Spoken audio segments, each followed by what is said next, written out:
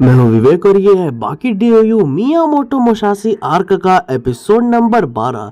यार पहले वाले एपिसोड्स में थोड़ा बोलने में गलती हो गई थी एपिसोड्स के नंबर्स को, तो थोड़ा मैनेज कर लेना, मैं उन्हें सही तरीके से जमा दूंगा। फिलहाल वीडियो को लाइक और चैनल को सब्सक्राइब नहीं किए हो तो कर लो। फिलहाल लेट्स रोल द इंट्रो।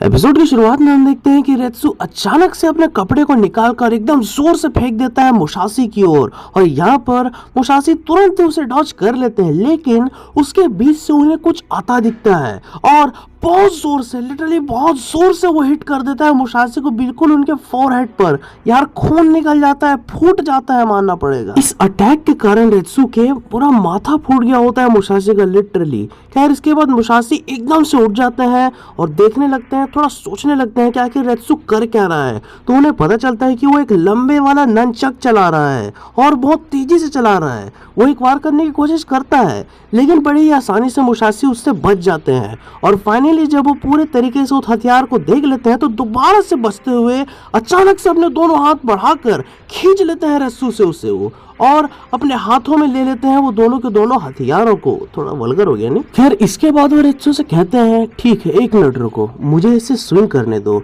और ऐसे ही वो साइड में जाते हैं और अपने स्टाइल में बहुत जोर से दोनों को आगे की ओर लाते हैं, जिससे होता ये है कि वो वहीं के वहीं टूट जाता है और उनका कहना ये होता है कि ये असली के हथियार है ही नहीं साले। खैर इन सब को देखते हुए अचानक से उस रेत्सु का ध्यान भटकाने के लिए वो अपने तलवार को उसकी ओर फेंक देते हैं। वो जैसे ही उसे कैच करता है वो उसके पास चले जाते हैं और यह सबसे बड़ी गलती साबित होती है मुसाशी की। मौका देखते ही रेत्सु भड़ाभड़ लगातार कई सारे अटैक्स उनके ऊपर कर देता है और ये सबसे बड़ी गलती साबित हो जाती है मुसाशी की। बहुत ज्यादा डैमेज उन्हें मिल जाता है रेत्सु की तरफ से, यहाँ तक कि एक फिनिशर शॉट भी उन्हें वो लगे हाथ पहना देता है। एकदम से वो मिट्टी पलीद हो जाते हैं, उसकी पूरी इज्जत कैसी तैसी हो जाती है वहां पर। खैर फिर वही अचानक से वो एकदम जोर से उठ जाते हैं जैसे कुछ हुआ ही नहीं और यहाँ पर वो बताते हैं रेत्सु को, और अब मैं तुम्हें बहुत अच्छी एंडिंग देने वाला हूँ रेत्सु, तैयार हो जाओ। और लोग भी ये सब देखकर बहुत ज्यादा खुश होते हैं, पूरा क्राउड एकदम झूम उठता है क्योंकि मुसाशी अब फाइनली एकदम से सीरियस हो गए हैं। लेकिन अचानक से वे रेत्सु के पास जाते हैं और कहते हैं क्यों ना हैंड टू हैंड कॉम्बैट से शुरुआत करें, और उतने में रेत्सु उन्हें एक वार कर देता है, अचानक से घुमाकर अपनी चोटी को मार देता है। उनके मुंह में मौका ही नहीं दे रहा होता, अचानक से अपना वो चीन वाला किक भी उन्हें मार देता है। एकदम से मुसाशी लड़खड़ा कर जमीन में गिर जाते हैं भाई, और वो ऐसे गिरते गिरते ही थोड़ा दिमाग लगाते हैं और अचानक से रेत्सु के प्रोस्थेटिक लेग को पकड़ लेते हैं और हवा में उठा लेते हैं उसे, और बिना देरी किए अपने पीछे ले जाकर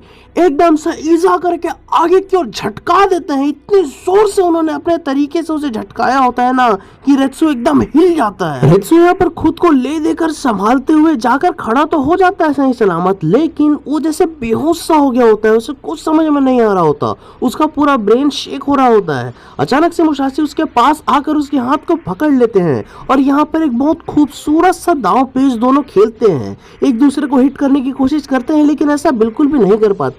उल्टा मुसाशी उठाकर यहाँ वहां फेंक देते हैं रेत्सु को। फिर रेत्सु को दूर फेंक कर मुसाशी को थोड़ा टाइम मिलता है और वो जाकर फाइनली एक हथियार चूज करते हैं।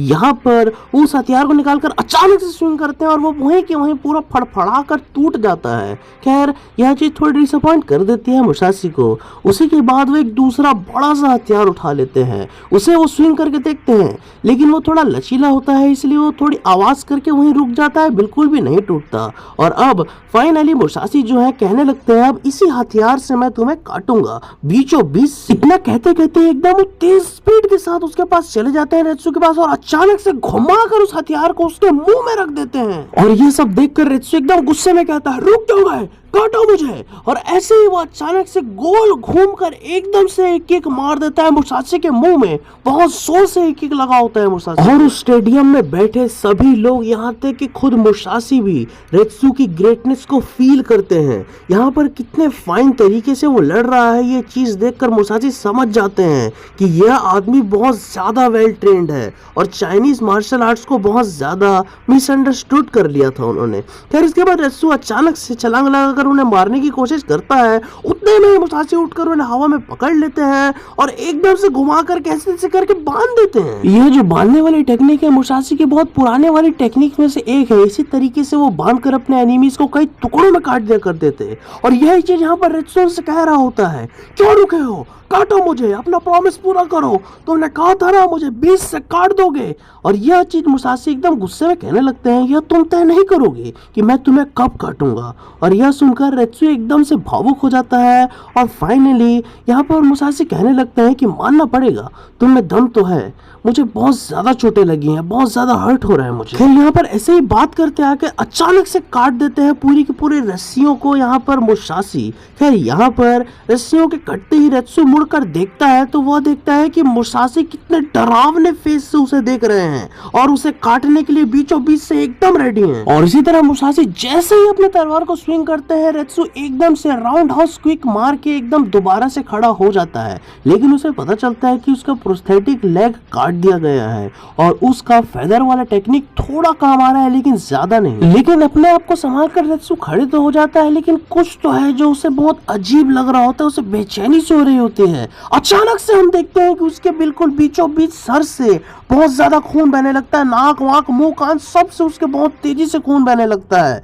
यहाँ पर मुसाशी ने उसे सच में काट दिया होता है बीच। अब रेत्सु समझ गया होता है कि वो मुसाशी से नहीं जीत सकता, तो इसलिए अपने प्राइड के लिए वो दोबारा से एक बार स्टैंस ले लेता है बिल्कुल पिकल वाला और कहता है मुसाशी से, एक बार और ट्राई करो फिर मैं तुम्हें मान जाऊंगा। और ऐसे ही वो अचानक से वार करने के लिए बढ़ जाता है मुसाशी की ओर और वो जैसे ही मुसाशी के करीब पहुंचता है, मुसाशी एकदम से अपने तलवार को ऊपर उठाकर उसके हाथ के बीचों बीच काट देते हैं, उसका पूरा मुक्का चीरते हुए एकदम से उसमें धंस जाता है तलवार। और यहाँ पर उल्टा रेत्सु ही कहने लगता है उससे, देखो मुसाशी मैंने तुम्हें पकड़ लिया। और इतना सुनते ही मुसाशी एकदम से हवा में उठा देते हैं रेत्सु को और जैसे ही वो मोमेंटम का फायदा उठाकर उस तरफ गिर रहा होता है, सटाक से उसके गट एरिया को वो काट देते हैं और ऐसे ही रेत्सु खड़े रह जाता है और भयानक खून बह रहा होता है उसके पूरे शरीर से। रेत्सु की पूरी जिंदगी उसके आंखों के सामने आ रही होती है। इस वक्त उसे कुछ समझ में नहीं आ रहा होता कि वो क्या करे। वो बस उठने की कोशिश कर रहा होता है लेकिन और गिरता चला जाता है और ऐसे ही उसे अचानक से खून की उल्टियां शुरू हो जाती हैं और अपने ही खून में वो ऐसे ही एकदम चित होकर गिर जाता है और मैच भी यहाँ पर जो कि लाइफ के साथ साथ समाप्त हो जाता है।